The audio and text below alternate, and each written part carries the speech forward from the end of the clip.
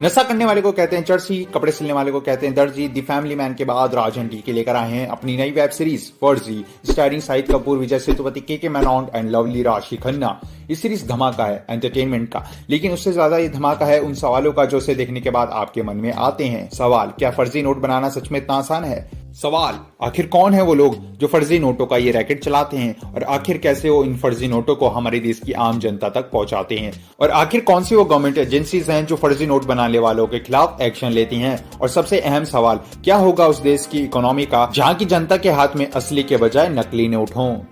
इन्हीं सवालों के जवाब आज हम फर्जी सीरीज की ब्रीफ से भी ज्यादा ब्रीफ एक्सप्लेनेशन के साथ जानेंगे। और आपको ये बात बता दूं कि टॉपिक्स को इजीली एक्सप्लेन करने के लिए सीरीज की समरी को थोड़ा बहुत एडिट किया गया है। तो बिना किसी देरी के जल्दी से वीडियो शुरू करते हैं।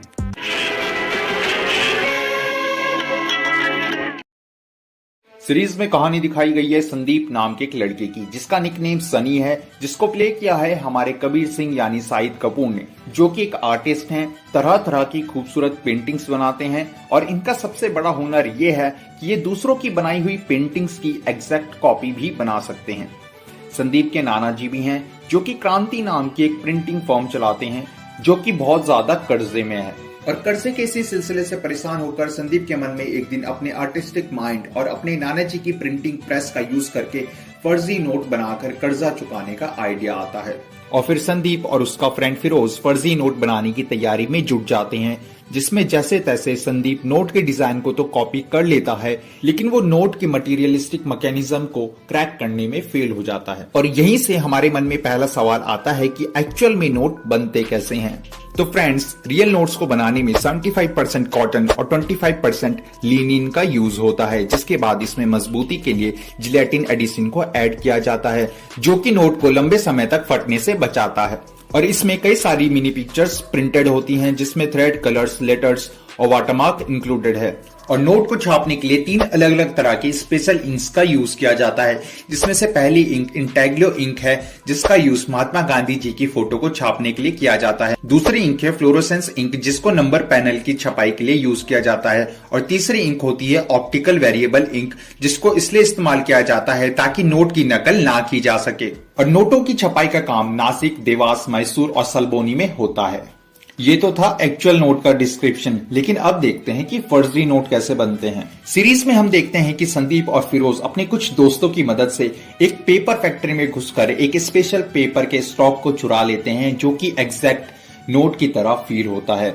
और फिर उसकी मदद से वो लोग फर्जी नोट बनाते हैं, और उसको मजबूती देने के लिए लेकर और ऑप्टिकल इंक की जगह मेटेलिक पेंट का यूज करते हैं। और नोट को कड़क बनाने के लिए चाय में डुबाने के बाद उसको सुखा देते हैं। इस तरह से उनका फर्जी नोट बनकर तैयार हो जाता है। और फिर उसके बाद वो एक फर्जी नोट के डीलर के साथ डील करके कुछ पैसे कमाकर अपना कर्जा चुका देते हैं। लेकिन वो कहते हैं ना कि पैसा देखकर इंसान के दिल को चैन आए या ना आए, लेकिन मन में लालच जरूर आ जाता है। और इसीलिए वो एक बार फिर से अपने पर्सनल यूज के लिए फर्जी नोट छापना शुरू कर देते हैं। अब बात करते हैं विजय सेतुपति के कैरेक्टर माइकल की, जो कि टास्क फोर्स में हैं और फर्जी नोटों के डीलर्स का सफाया करने में लगे हुए हैं। और यहीं पे दूसरा सवाल ये आता है कि एक्चुअल में वो कौन सी गवर्नमेंट एजेंसीज हैं जो फर्जी नोट बनाने वालों के खिलाफ एक्शन लेती हैं। तो एक्चुअल में जो एजेंसी है वो है NCRB, यानी the national crime records bureau, जो कि फेक करेंसी नोट जैसे नोडल क्राइम्स के साथ डील करती है।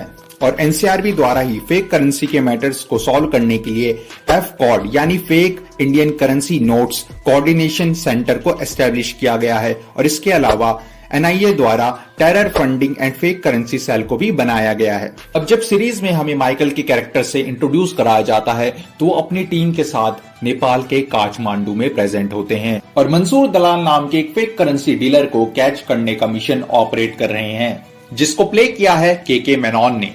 अब के मेनन को इस सीरीज में देश का सबसे बड़ा फेक करेंसी स्मगलर बताया गया है, और उन्होंने इस रोल को इतने बढ़िया तरीके से प्ले किया है कि उनकी एक्टिंग को देखते हुए आपके मन में ये सवाल जरूर आता है कि आखिर इंडिया का अब तक का सबसे बड़ा फेक करेंसी डीलर कौन होगा।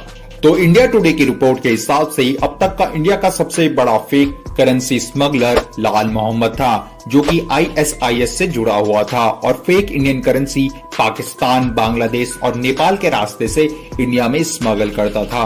अथॉरिटीज का ये भी कहना है कि लाल मोहम्मद का लिंक दाऊद इब्राहिम की डी गैंग से भी था और इसके अलावा वो पाकिस्तान की एजेंसी को लॉजिस्टिक सपोर्ट प्रोवाइड करता था।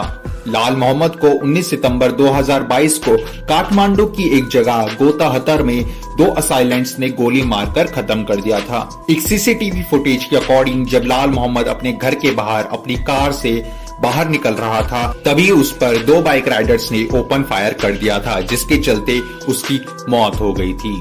अब सीरीज में हम देखते हैं कि माइकल और उनकी टीम मंसूर दलाल को पकड़ने में नाकाम हो जाती है और मंसूर दलाल वहां से भाग जाता है। फिर आगे चलकर हमें राशि खन्ना के कैरेक्टर मेघा से इंट्रोड्यूस कराया जाता है, जो कि आरबीआई में एक इकोनॉमिक एनालिस्ट की पोस्ट पर काम करती है। और मेघा और उनकी टीम ने मिलकर एक CT600 नाम की चिप को इनोवेट किया है, जिसे किसी भी कैश काउंटिंग मशीन में इंस्टॉल करने से सुपर यानी एडवांस लेवल के फेक नोट्स को भी डिटेक्ट किया जा सकता है। आगे चलकर माइकल फाइनेंस मिनिस्टर से उनको एक स्पेशल टीम बनाकर देने की रिक्वेस्ट करते हैं, जिसके बाद उनको CC-FAT यानी counter fitting and currency fraud analysis and research team बनाकर दे दी जाती है, जिसमें आगे चलकर जैसे तैसे मेघा भी ज्वाइन हो जाती है। फिर उसके बाद माइकल, मेघा और उनकी पूरी टीम सबसे पहले CT600 चिप को देश भर की कैश मशीन्स में इंस्टॉल करवाते हैं और साथ मिलकर इनकी पूरी टीम फर्जी नोट बनाने वालों को पकड़ने का काम करती है। और यहीं से आप ये चीज भी जान लीजिए कि मॉडर्न काउंटिंग मशीन्स कैसे काम करती हैं। तो दोस्तों, मशीन्स में फोटो डायोड, एम्पलीफायर, कंपैरेटर और यूवी एलईडी लगी होती है। रियल नोट्स पर यूवी रेज फ्लैश कराने से वो एक सटीक अमाउंट में फ्लोरोसेंस शो करते हैं, जबकि फर्जी नोट में ऐसा नहीं होता है, जिसके चलते फर्जी नोट मशीन में पकड़े जाते हैं। सीरीज में आगे चलकर CT600 चिप्स की वजह से कैश मशीन्स और भी ज्यादा एडवांस हो जाती हैं और एडवांस फेक नोट्स को भी इजीली डिटेक्ट कर लेती हैं, जिसकी वजह से मंसूर दलाल और भी कई सारे FICN डीलर्स का धंधा चौपट हो जाता है। पूरे इंडियन मार्केट में सिर्फ कुछ ही लोगों के बनाए हुए फर्जी नोट्स चल रहे होते हैं और उन्हीं में से कुछ नोट संदीप के भी होते हैं, जिसमें से एक नोट सीधा मंसूर दलाल के हाथ लग जाता है। जिसके बाद मंसूर दलाल संदीप और फिरोज को किडनैप करवाकर अपने मेंशन ले आता है और उनको अपने साथ काम करने के लिए मना लेता है। जिसके बाद संदीप और फिरोज मंसूर दलाल के लिए नोट छापना शुरू कर देते हैं, लेकिन आगे चलकर उनको डिस्ट्रीब्यूशन की प्रॉब्लम फेस करनी पड़ती है, क्योंकि CC-FAT की टीम इतना ज्यादा एक्टिवली काम करने लगती है कि उनको सभी डिस्ट्रीब्यूटर्स के मेन रोड मैप्स के बारे में पता होता है। जिसके बाद संदीप और फिरोज समुद्र की मदद से सारा का सारा फर्जी पैसा इंडिया में इम्पोर्ट करते हैं। अब दोस्तों, मैंने आपको मोहम्मद दलाल के बारे में बताते हुए कहा था कि वो पाकिस्तान, बांग्लादेश और नेपाल के रास्ते से FICN को इंडियन मार्केट में डिस्ट्रीब्यूट करता था। तो उन्हीं रास्तों के बारे में इस सीरीज में भी डिस्कस किया जाता है और कई सारे FICN डीलर्स इन्हीं रास्तों का इस्तेमाल करते हैं और जरूरत पड़ने पे वो समुद्र के रास्ते से FICN को स्मगल करते हैं, जिससे पता चलता है कि ये सीरीज कितने ज्यादा एक्यूरेटली बनाई गई है। दोस्तों, सीरीज में माइकल और मिनिस्टर के बीच में कई बार FICN को लेकर सीरियस डिस्कशन देखने को मिलता है, जिसके दौरान मिनिस्टर कई बार काउंटर फिटिंग की प्रॉब्लम को छोड़कर अपने इलेक्शन पर ज्यादा फोकस करता है, जो कि बताता है कि कैसे बहुत सारे लोग नोटों से जुड़ी इस प्रॉब्लम को नजरअंदाज कर देते हैं, जो कि शायद इस वजह से है कि ज्यादातर लोगों को इस बात की अवेयरनेस नहीं है कि आखिर काउंटर फिटिंग की वजह से हमारे देश को या फिर किसी भी देश को क्या क्या इकोनॉमिक प्रॉब्लम्स झेलनी पड़ सकती है। और अब हम उन्हीं प्रॉब्लम्स के बारे में डिस्कस करेंगे। तो सबसे पहले जो प्रॉब्लम इससे आती है वो है इन्फ्लेशन, यानी कि चीजों के दाम बढ़ते रहना। दोस्तों, फर्जी नोटों का मार्केट में होने की वजह से करेंसी का अमाउंट इलीगली बढ़ जाएगा, जिसकी वजह से ज्यादा लोगों के हाथ में पैसा होगा, जिसके चलते प्रोडक्ट्स की डिमांड तेजी से बढ़ने लगेगी और अमाउंट तेजी से घटने लगेगी। दोस्तों, इसका बेस्ट एग्जांपल है जिम्बाब्वे। एक बार जिम्बाब्वे गवर्नमेंट ने कई सारे नोट्स छापकर गरीब लोगों में बांट दिए थे, जिसके चलते कई सारे लोगों ने काम करना छोड़ दिया था और तेजी से अपनी मनपसंद चीजों को खरीदना शुरू कर दिया था, जिसके चलते मार्केट में प्रोडक्ट्स की वैल्यू बढ़ गई थी और क्वांटिटी घट गई थी। और सेम ही चीज हमें यहाँ पर भी देखने के लिए मिलती है अगर मार्केट में करेंसी हाई अमाउंट में प्रेजेंट हो। और दूसरी प्रॉब्लम है लॉस ऑफ पब्लिक कॉन्फिडेंस। फर्जी नोटों का मार्केट में होने की वजह से लोगों का कॉन्फिडेंस टूट जाएगा और उनके अंदर एक फियर ऑफ यूज क्रिएट हो जाएगा, जिसके चलते वो किसी से कोई भी नोट लेने से पहले ये सोचेंगे कि क्या वो नोट असली है या नकली। और लास्ट और सबसे अहम problem, economic terrorism. Fake currency को एक टेरर के रूप में भी देखा जाता है, एक ऐसा तरीका जो बहुत सारे टेररिस्ट ऑर्गेनाइजेशन और देश अपने दुश्मन देश की इकोनॉमी को डाउन करने के लिए यूज करते हैं। तो फ्रेंड्स, हमने फर्जी सीरीज के कुछ अहम सीन्स को डिस्कस करते करते बहुत सारे इंपॉर्टेंट टॉपिक्स के बारे में भी डिस्कस कर लिया है और मैं सीरीज की एंडिंग नहीं बताऊंगा, क्योंकि ये उन लोगों के लिए स्पॉइलर हो जाएगा जिन्होंने अब तक सीरीज नहीं देखी है।